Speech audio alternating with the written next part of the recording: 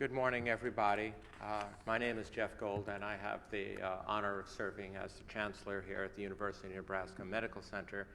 It is my great pleasure to welcome all of you to the Durham Research Center here on the UNMC Omaha campus. University of Nebraska Medical Center, one of the campuses of the University of Nebraska system, is totally dedicated to our mission, which, as always, is a tripartite mission of educating the next generation, research and discovery, and what we call serious medicine and extraordinary care, our clinical programs that are delivered here and on our 500-mile-wide campuses. It's a great pleasure to welcome our research teams here this morning and to welcome members of the media to have a discussion about a publication that was released earlier today.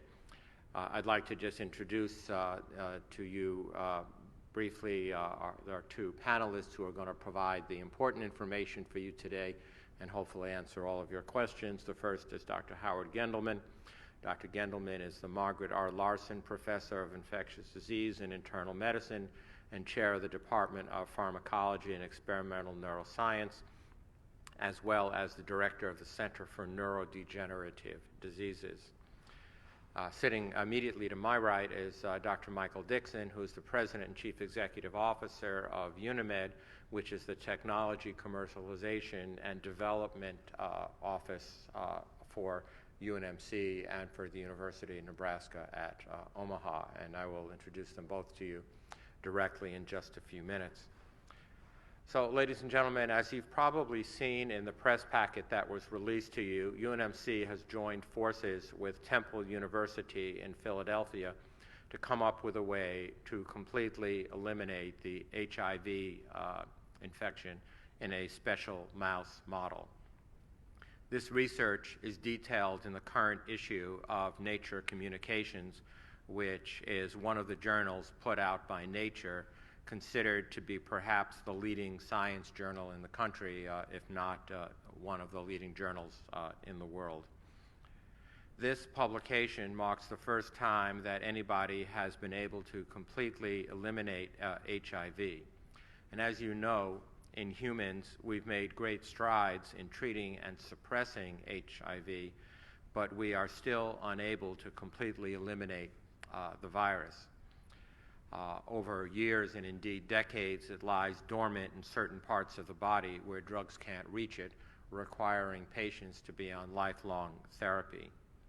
You will hear today from our experts who can provide you with a scientific perspective on the significance of this breakthrough and how it was accomplished and why this partnership with Temple University has been so important. Dr. Gendelman and Dr. Dixon are long-term members of the leadership team, both in the research and in the research commercialization team here at the Med Center. But we're also very privileged today to be joined by Dr. Dash, who is one of Dr. Gendelman's key researchers in this particular study done in his laboratories. So with no further ado, it is my pleasure to introduce Dr. Howard Gendelman, who has been one of the top research scientists here for now nearly 30 years. He has put together a remarkable team that has been recognized for his work with numerous research grants, publications in the most prestigious scientific journals. And not only has he made tremendous strides in the area of HIV, but he's also doing world-class research in the area of Parkinson's disease and other neurodegenerative syndromes. So with no further ado, Howie, it's all yours. Okay, thank you. Thank you, Chancellor Gold. Thank you, the media, the leadership of the university, and my fellow colleagues and researchers here. But before I start on the science, I'd like to kind of turn around and say that what we've done is a collaborative, cooperative effort. It's a clear team, not simply between the University of Nebraska Medical Center and Temple University, but a continuum of scientific strides and medical research throughout the world in combating HIV and HIV disease. when we start, I like the cameras to kind of turn around and point to the scientists who are really at the cutting edge, who spend their days in and out of the laboratory, dedicated almost tirelessly and selflessly to do the biomedical work, sometimes 24/7 and even beyond, expanding the day beyond 24 hours in their dedication to find lasting answers, treatments, and inevitably cures for these terrible afflictions, which are notably today HIV and HIV disease. Prasanta Dash is my partner. If we equivalent, I would be the coach, and Prasanta the quarterback of this team in collaboration and cooperation with Temple University and Dr. Camille Khalili and his team. So what are we celebrating today? We're celebrating the idea that HIV has the potential now to be eliminated. For over 38 years, we studied the disease, isolated the virus, developed blood tests, which I'll show you in a minute, came with treatment therapies that changed the way we handle patients. And in the notion that it's no longer a disease of affliction that ends in certain death, but a disease that can have a normal lifespan, a normal lifestyle, and a normal ability to fulfill goals and life pursuits and function. We never thought, even with the vaccines and the trials for so many years, that HIV could be eliminated. But today, things have changed. Developed a notion, an idea that we combine technologies developed here in Nebraska and others at Temple in Philadelphia that we can merge together that can bring a lasting cure or elimination of the virus in an infected person. So for the next 5 or so minutes, I'm going to take you through a short description of exactly what we've done and what we've accomplished, and then leave it then to Dr. Dixon to talk about the commercialization and the development of these technologies, not some foreign land, but right here at the University of Nebraska Medical Center in Omaha, where these drugs can be made, developed, and used for human use and to change the disease course. If you look at this chart, I'm going to pull up the microphone so we go. A lot has happened in the last open to 38 years since the first clinical case of HIV was recognized, and I must admit that those early cases were patients of mine. I was a young intern in New York City in 1981 and 82, where we actually saw the first cases of a disease that we really didn't understand. It was devastating, it was acute, and it affected multiple organs and elicited certain death within a short period of time. But within a few years, scientific breakthroughs changed all that. We developed a diagnostic test, we developed a disease monitoring system, and ultimately, within 10 years and longer, we developed antiretroviral therapy that changed the course of HIV and AIDS into a manageable clinical process. Ultimately, many experiments were done, many scientific findings were made, and we learned a lot about the molecular structure, the biochemistry, the virology, and the immunology of this disease, but we still didn't have a grasp to contain and to affect it. We had patients that were not adherent. We had other conditions that were associated with this that caused itself devastation. And up until the last few years, the notion that we can get into the HIV virus, the DNA itself, and excise it from the human genome was fanciful, was an idea that we thought we could never attain until today. So what have we done?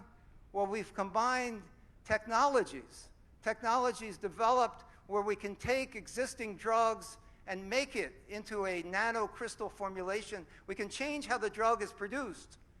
And when we inject the drug, rather than living for a day and having it used sequentially as a daily inoculum or daily oral therapy, we figured out a way to deliver a single dose of the medicine and have it active for months and potentially for up to a year.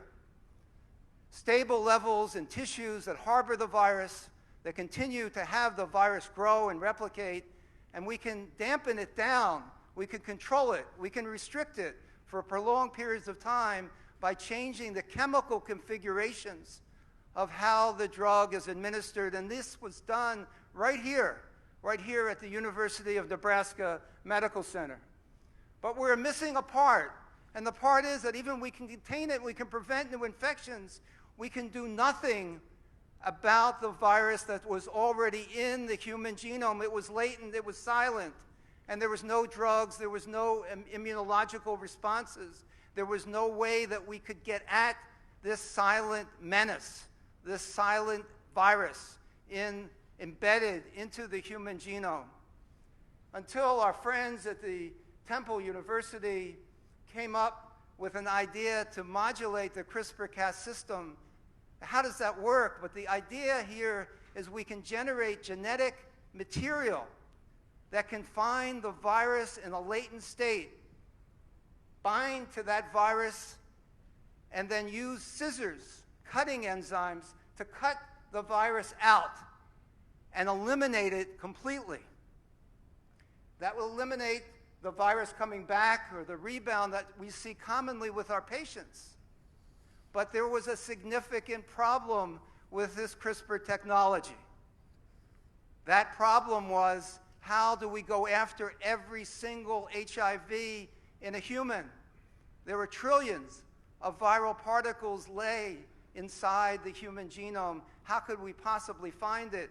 And could we develop a means to eliminate each and every copy of the viral genome or the viral nucleic acid? Well, we found, when we merged resources and began to collaborate together, that the laser art technology developed here in Nebraska was able to reduce the amount of virus significantly. So significantly, in fact, that the CRISPR technology was now able to go after and excise and eliminate all the residual virus present in this humanized mouse system that we had developed and tested here at the University of Nebraska Medical Center. So the notion now of taking pills every day for the rest of one's life is now, we were in a realistic possibility that this could be eliminated, potentially, by two separate injections. The injections of a long-acting combination anti-HIV therapy given as a single dose, and then combined when we suppress the virus to the level that there are few copies that remain residual in a human. We can then inject the CRISPR technology to excise the HIV DNA. Now, if I said this even a year ago, you say, maybe I need to be admitted to some fanciful hospital for psychiatric support. We have facilities for that, Howie. I think maybe the chancellor would like to see that sooner rather than later. I don't know. He's laughing. But the notion of truth is that experimentally this can be achieved.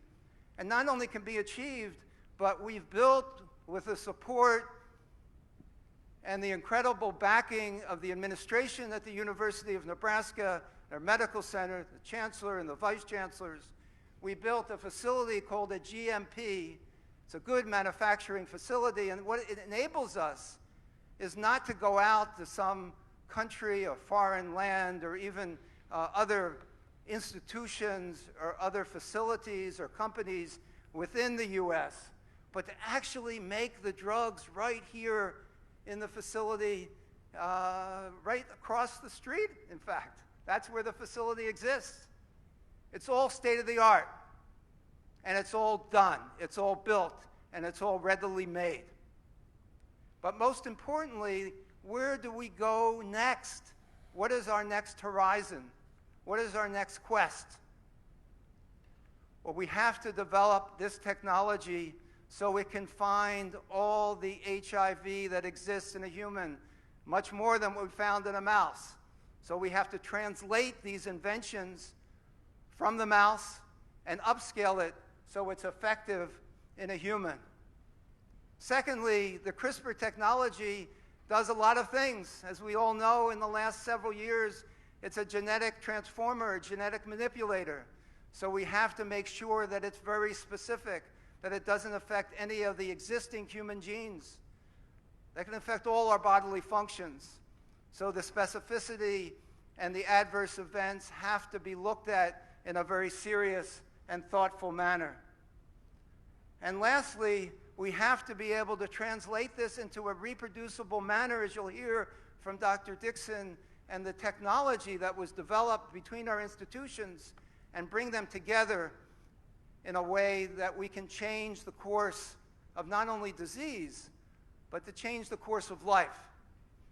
Life in the sense where we can be as an entity, or we can be as a population, we can be as a mankind and a community free of these terrible and dreaded diseases.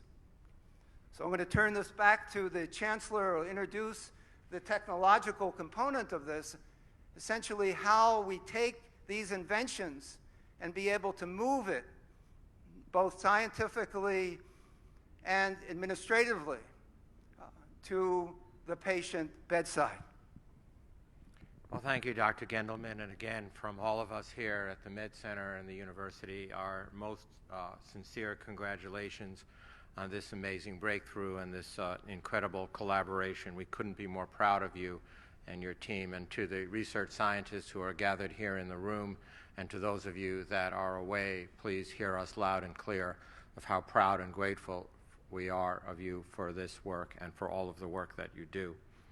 However, as I am known to say all the time, that the research is not done when the paper is published or when the grant is funded or when the platform presentation occurs or even when the press conference is complete.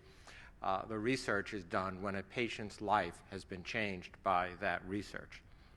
So in 1991, now in its 28th year, UNIMED was founded. UNIMED is a corporate structure here at the University of Nebraska Medical Center in the University of Nebraska at Omaha, whose job it is to identify new discoveries, turn those inventions into entities that are protected for their intellectual property, think patents, copyrights, and that sort of thing, and then begin to license those inventions to startup companies, to existing companies, produce further research funding, etc. So in an average year, we identify more than 100 new inventions from different scientists here at the Med Center alone, issue 20 to 25 new license agreements, new corporate startups, and just a lot of research development that is part of this bench-to-bedside movement, that is part of changing the lives of people as a direct result of the research that's being done here. So the leader of that entire enterprise is Dr. Michael Dixon, and I invite you to share a few words with our gathered guests today. Mike? Thank you, Chancellor Gold, and thank you, Dr. Gendelman. That was a fantastic description of what really is boiling down to a significant amount of research. So the developments we're here to talk about today weren't created yesterday or a week ago. This is, as you can see, the team has been working on this for years, and these inventions, these discoveries don't just occur at a single point. They occur over time. And so we've been working with Dr. Gendelman and his team to make sure that we identify these inventions and help make sure that we identify partners that can help us develop the inventions. As you know, the NIH is one of our bigger supporters, and they fund the early stage research.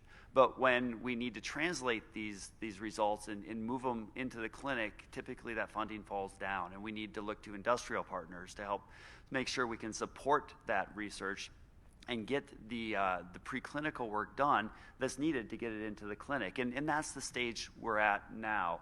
Dr. Gendelman's work on long-acting antiretrovirals has significant promise on its own.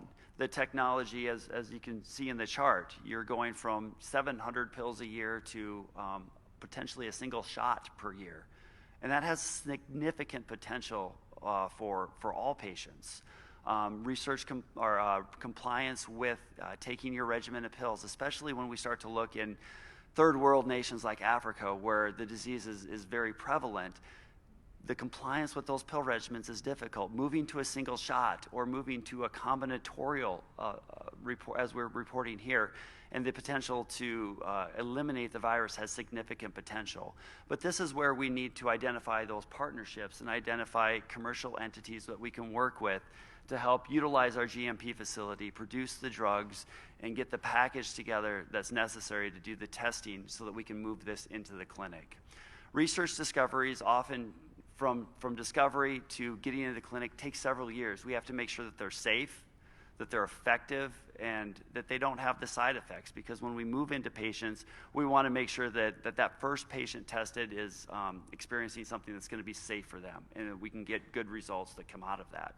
Once it moves into the clinic, there's still a significant amount of time as it moves through the clinic. So looking at the chart as you identify the antiretrovirals that made such a big difference back when they were first introduced and allowed these patients to live for a long period of time, those discoveries happened 5 to 10 years prior to being brought into the clinic and then approved for use. So while we're planting a flag and this is a huge discovery and a milestone, there's still a lot of work to be done, and that's where we're not letting off the gas. We're going to continue to press forward. We've had great conversations with many companies, and we're looking forward to finding the right partner that will bring this technology to the clinic and make it available for patients. Thank you, Dr. Dixon. So let me, before we open this to the questions from the audience, let me be sure that I understand what I learned today.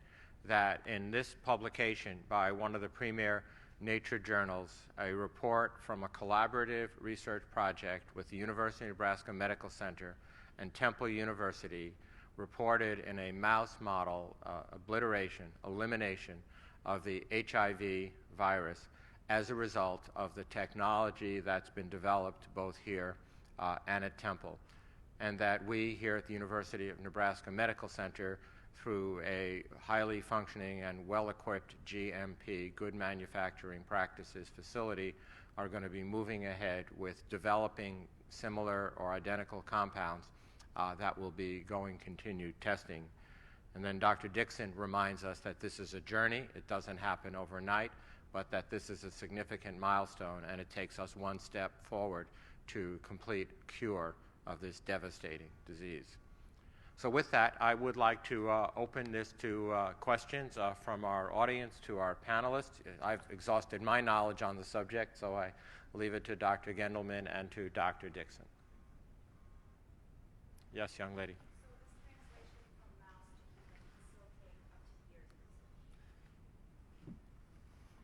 Yes, this animal helps us significantly, though. This is not a typical mouse. This is what's called a humanized mouse. So the way the animal is made is after a baby is born and the placenta is about to be thrown or discarded, we harvest the cord blood, which have tremendous regenerative potential. They're called stem cells, or stem cell equivalents. So we purify those, and they're developed here by Dr. Polektova and Garantlis standing in the audience. So we have a very multidisciplinary group, and we're able to inject them into an animal, into a mouse, and humanize the mouse, so their immune system becomes human. So a significant step forward is our ability to replicate what occurs in a human, in a mouse, using human cells and a human immune system. These products that we're working and developing are being moved as we speak, from mice to primates. And we're beginning to look at the issues of dosing, of administration, of frequency, of toxicity, and trying to put the pieces together that we can get from additional large animal studies, the information lacking from the mouse. And we hope, again, it depends on how well the experiments go and what are the limitations and pitfalls, that these can be done in a few years, not in decades, that we can move this science forward relatively quickly at this point. Again, thanks to the incredible support from the University of Nebraska and enabling us to actually make the drugs right here in Omaha, Nebraska. You know, Howard, you might want to just point out to the audience why this mouse model is so important in terms of the ability to infect other species with HIV, why it's so specific. Yeah, well, I think for a long time in this chart, we weren't able to study HIV well because the only reflective model was in monkeys, and that was not broadly available. So our group and others, as we were part of the early development of these models, came up with the idea that we can repopulate a mouse with a human immune system. Why? Because HIV only infects humans. So we could never use mice as a viable model system for human testing. So that humanization allowed us to study the replication potential, the immunological responses, the therapeutic development. It opened up a huge opportunity for research. And again, this was a first amongst others of these models, or many of these, not only all of them, but some of them were actually developed right here in Nebraska. So a critically important point.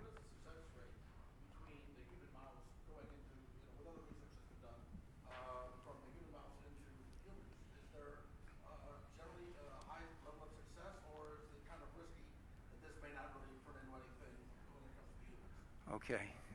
Again, an excellent question, and we discussed that offline with several reporters this morning. It's clearly the biggest question or the most significant one that people ask.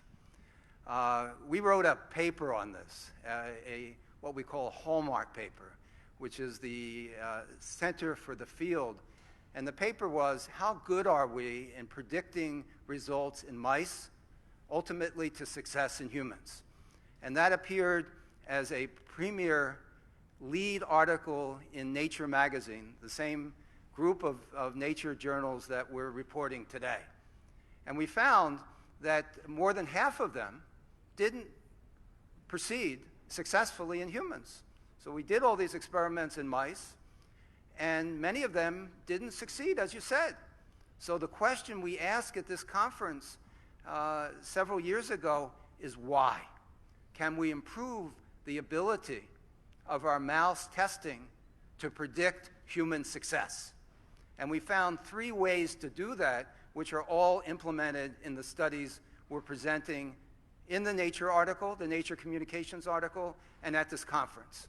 Number 1 is using a humanized system, because we don't have to worry about the vagaries of how these therapies may appear to work in a murine or a mouse background. It's different. A mouse is not human. The genetics, the release, the metabolism, everything is different. But if we humanize the mouse, that's one big obstacle that we can overcome. The second is we're all scientists and we're all excited about the results. And we all want the results to come out positive. So for these studies and our interactions with Temple, we did what's called blinded investigations. So all the samples we sent to Temple didn't know whether this was an artifact, meaning no drug was used, whether 1 drug or 2 drugs or 3 drugs were used, and how the samples were collected. This was done in a blinded manner, and that's very important. So the excitement or the predictive value of the investigators who want positive results are totally abrogated, gone. And the third is ensuring that enough experiments are done. And we can't run with a single experiment and say, oh, we got it, we found a cure, or we know what we're doing. These experiments were done painstakingly over periods of many years, reproduced over large numbers of animals at different times, different doses, and even different investigators who were doing these works to ensure reproducibility and rigor. Rigor as defined as being rigorous in our approach and what and how we actually execute these experiments. So we believe that we're as close as we can be for predicting what would occur in a mouse to a human. Now, what is that? Is it 34%, 42, 52? I don't know yet. But everything that can be done to ensure the rigor of experimental approach, we've done here at the University of Nebraska Medical Center.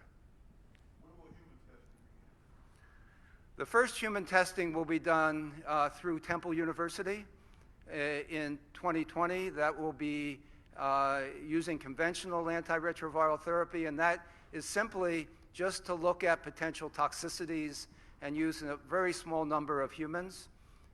We're going to try in parallel, because we have our own technologies to do a better job with our laser art and our CRISPR technologies.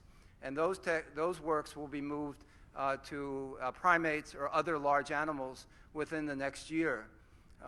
The other thing that we're doing that wasn't asked, but I'm going to ask it myself, is how can we improve a third of our success rate to 100%? So even with all the best of circumstances, we're still about a third successful. So we're working on newer technologies, not only to go after the HIV directly through CRISPR, but to use CRISPR in a way to modulate the human cells so they're less susceptible, and we set up the environment in the cell to eliminate HIV more actively with greater speed and agility. Do you know of any possible unintended consequences from the CRISPR, or will that kind of have to wait until you do that human testing? Wow, you guys are asking all the right questions.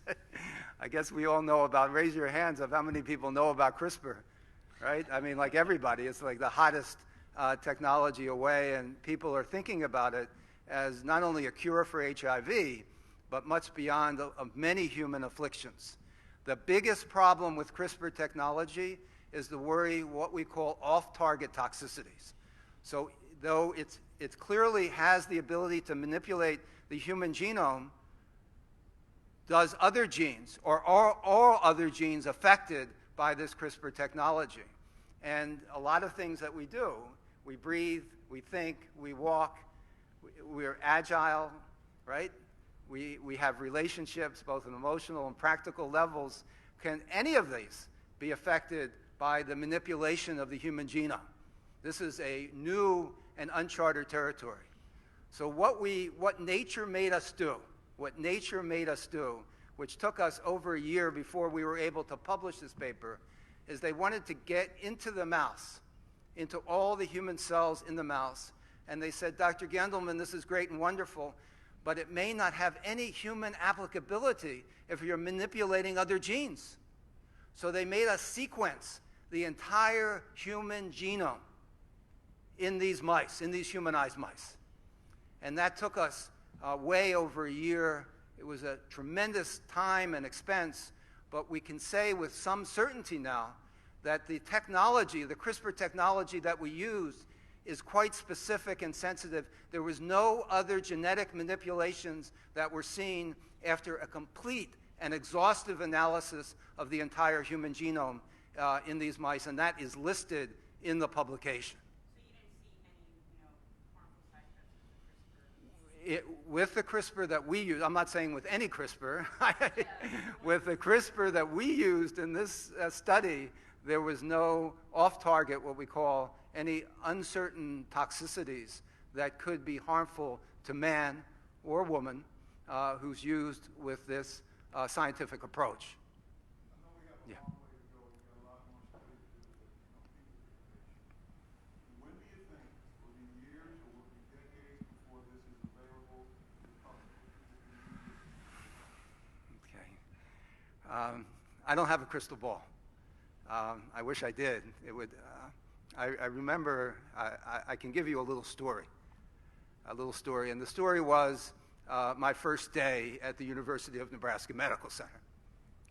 And my friends, because I came from very, I guess, I wouldn't say larger, because this is a really big institution now, but well-known, more well-known institutions. I trained at Hopkins. I trained at Einstein in New York. I trained at the National Institutes of Health, and I was a military officer at the Walter Reed Army Institute of Research when it was in its heyday in immunology. And my boss came to me and he said, if you go to Nebraska, you're going to have to learn that the world isn't round, that the world is flat, and you're going to fall off the side of it because you're going to take 20, 30, 40 years to do anything meaningful. It's just not going to happen in Nebraska. You should stay at Hopkins or Columbia or the NIH. And I said, that's not going to happen. And I said, we're going to do this. We're going to do this. We're going to help build this institution. And there's such a great, incredible opportunity to make things that don't exist here in Omaha, Nebraska. And I would say within 20 years, look outside the window. Look outside what's happened. You wouldn't recognize this institution of what it was. And for me to talk today and say we're the first in the world to actually have been able to successfully eliminate HIV from an infected animal right in this room. Could that happen? Was it predicted in 5, 10, 15, 20 years? No. So I don't know the answer, but I will say that there's an incredible amount of energy in this room among our scientists. There's an incredible amount of fortitude. There's a tremendous amount of dedication and willingness to go through frontiers that we thought were impossible and make them possible. So the answer to the question is, if I look out the window, I can see things that don't exist. And I think that is what we are as scientists. And to pull this together, not in 10, 14, 22 years, but to do it within a few years. I think it's possible. Can I say for sure? No. But I can tell you that we'll give it 1,000% effort to make this dream a reality. Dr. Denman, or Dr. Hickman, either one of you, to pony off that, when Dr. Salk invented the vaccine for polio was in March of, he announced in March of 53. Yeah. And it basically went to clinic by 55. Yeah. So, I'm not saying that's just the timetable, but has anything changed in the medical community between the 50s and now? Yeah, To accelerate? I can handle Okay, this one. go, please. Yeah, so if you look back, the FDA doesn't remove regulations; they add regulations every time something happens. So if you think of impacts that patients have had, they want to protect us and they want to make sure we get good, safe drugs. And so every time they've added, it means we have more to do. So we have a lot more toxicity, a lot more pharma, and we have more tools to do these now. So what that means is when we get into the clinic with drugs, typically they've been tested more. They're typically safer than they were in the past. And so if you look at the way drug development went in the 50s and 60s, or quite frankly, even a decade or 2 decades ago, it was quicker. And that's a challenge that we have right now in the business. Is to get early stage discoveries through that preclinical testing, and so they move into the clinic. Even once it's into the clinic, if you look at the testing that occurs, it still takes 5 to 7 years typically to get phase 1, phase 2, phase 3.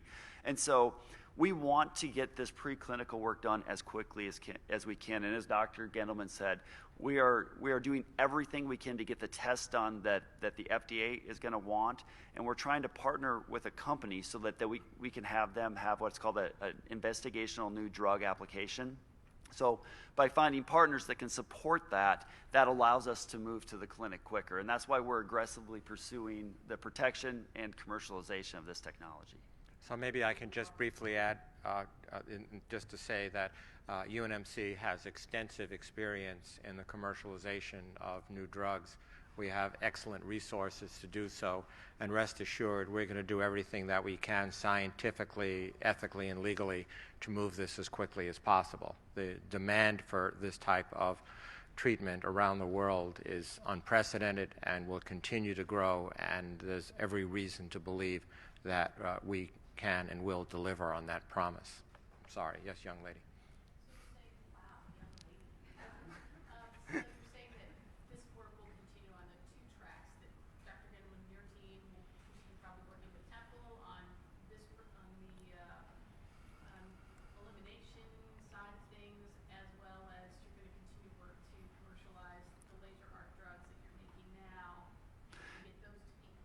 Yes, and quite frankly, both drugs are independently going to need their own IND because these are both preclinical drugs. And so the best thing we can do is advance the laser art as quickly and effectively as possible so that as they get approved, they can be used combinatorially or approved to be used combinatorially.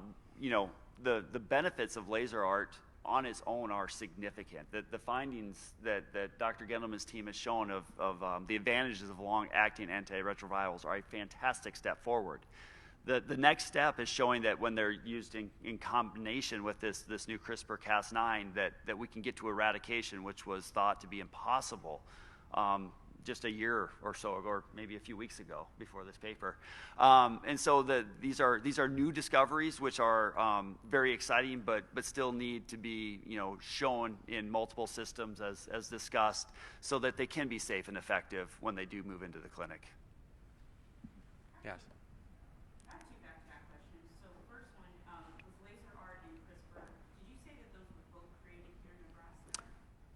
So the CRISPR technology, the CRISPR-Cas9 here is coming out of Temple, and the laser art technology is Dr. Gendelman's here at the University of Nebraska Medical Center. And then I want to bring up, like Northwestern and Lyrica. Are you seeing that this might have kind of a similar, outcome than they've had? I think that's the dream. The impact that Lyrica had on Northwestern is substantial, and not just from the patients that it helps. So the reports that came back were so significant that the patients that got Lyrica, but the financial impact, and that's one of the things that we do try to make sure is that when a drug is commercialized, that there's an impact in the institution, and that we can continue to grow the research and development programs and fund more of the technologies that are discovered and need to be developed into products. And that's one of the great things Northwestern has done, is taken some of the revenue from Lyrica and put it into translational programs. And so they're seeing the next generation of drugs and devices come out of the university. And that's exactly where we want to be in say, 10 years.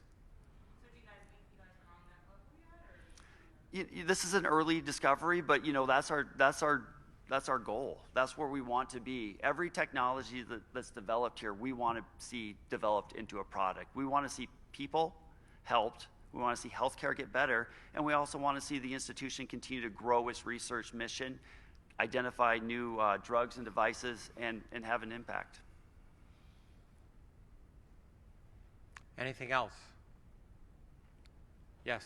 On a more personal note, millions of people are affected by HIV here in the States, around the world. How do you think people that are affected by this disease will feel hearing this news? This is your word. I would say pretty good. I don't think there will be anything but that. We did talk. This particular story, as many of you know, has reached international levels. So we actually got a call this morning from Estonia, and they want to do a press briefing and discussion through Skype, and they asked me the same question. They said, so many people in Estonia are affected, and they know all over the world. I don't think there's any difference. People are people, and we're providing encouragement, support. I mean, that's kind of one of our principal missions, is not only to provide state-of-the-art healthcare and prevention of disease, but to bring hope and to change the way we think about our disease, our society, and what the medical center means in kind of a bigger sense. We're not simply providing healthcare. We're at the cutting edge of research and discovery. We're at the cutting edge of education and development. And we're at the cutting edge to be part of our community. And that community is not in Omaha, Nebraska. That community is a global community where we can really change the world. And not simply for combating disease, but providing hope, encouragement, and direction in a big way, right here in Omaha, Nebraska. Thank you very much. We're very grateful for all of you being here. I'm sure that Dr. Gendelman and Dr. Dixon and I will be around at least for a few minutes to answer any questions that you might have. And thanks for being part of yet another day that UNMC makes history. Thank you.